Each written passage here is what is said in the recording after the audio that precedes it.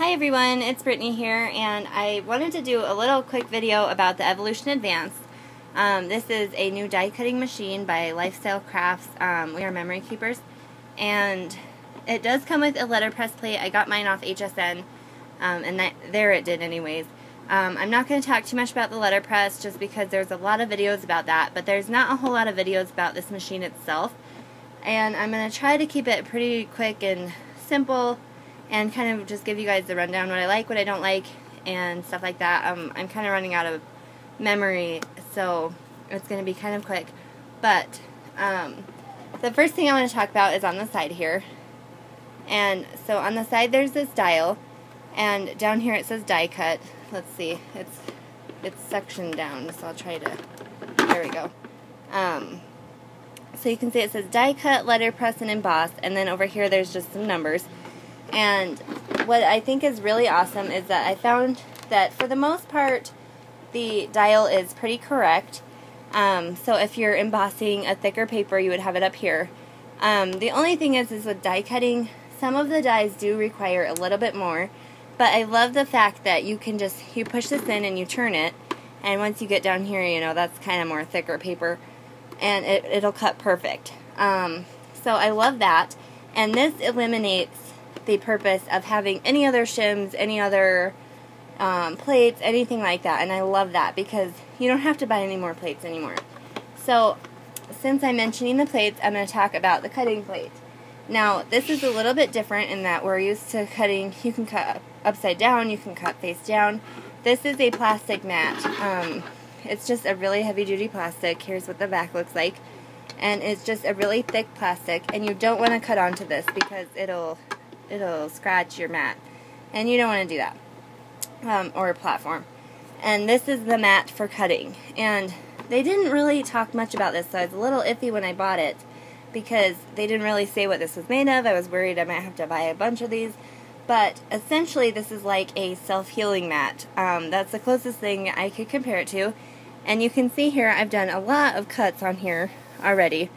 And it's awesome because you can't feel it or anything. There's just some indentation.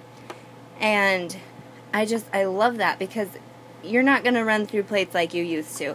And maybe, you know, after a few years of cutting on this quite a bit, you may have to flip it over, but the other side is the same exact texture. And it's fairly thick. So I love that about this machine. And another thing is that it folds up like the Cuttlebug. So you just pull these out. I'm hitting something on this side. But you just pull these out and then they fold up. And so then that's super easy storage, just like the Cuttlebug. And it does have these little, sorry you guys, it's hard to do. Okay, so it does have the suction cups, which I'm not terribly fond of just because I find that I move my machine a lot. And then these sides do open. Of course, I'm having trouble because of my camera. But they do open, and I probably won't really use those for anything just because I just keep my machine sitting right here, so it's pretty easy access all the time.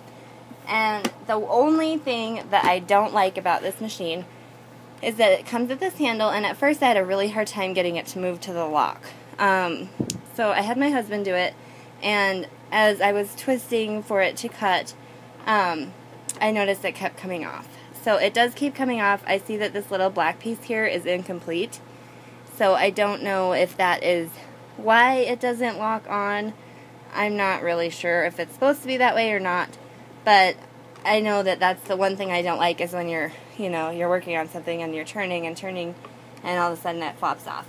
But other than that, it's an awesome machine. It did also come with this little kind of silicone mat, and I did a little research looking into what this was exactly for, since you can adjust your settings on the roller so you can make it higher and lower. But it does say this is for embossing. I don't think that I'll really need to use this. I may try it just to see, but I haven't yet. It's just kind of another thing.